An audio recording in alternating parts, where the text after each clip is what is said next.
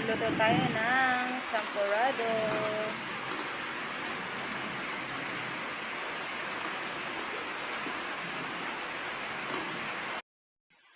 Halu-haluin lang natin para hindi dumikit ang bigas, para hindi dumikit sa ilalim.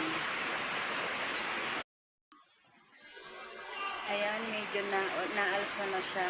So, parang kailangan natin dagdagan ng tubig. Kasi aalsa pa siya, kukulangin tayo ng tubig.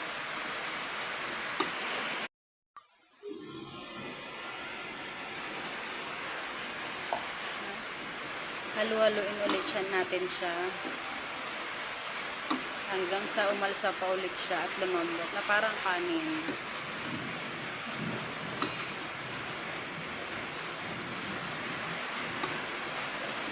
Halo-halo lang.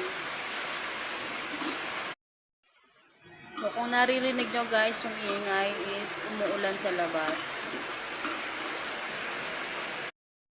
Lalagay na tayo ng chocolate powder.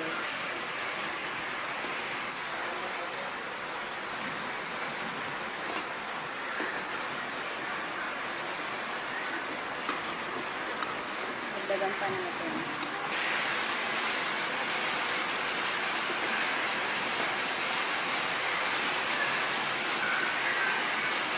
Halo-haloin natin.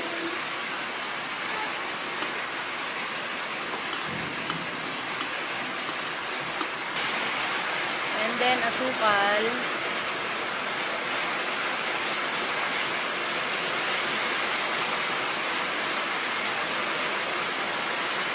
Haluin na natin.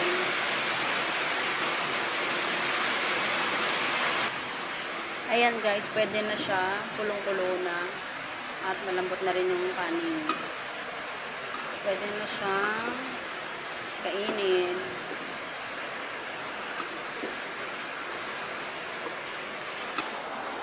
Ayan na guys, nakasandok na ako. Lalagyan ko siya ng milk powder para masarap.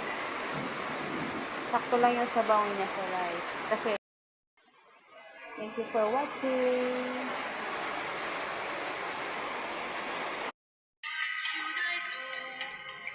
Kain na oh!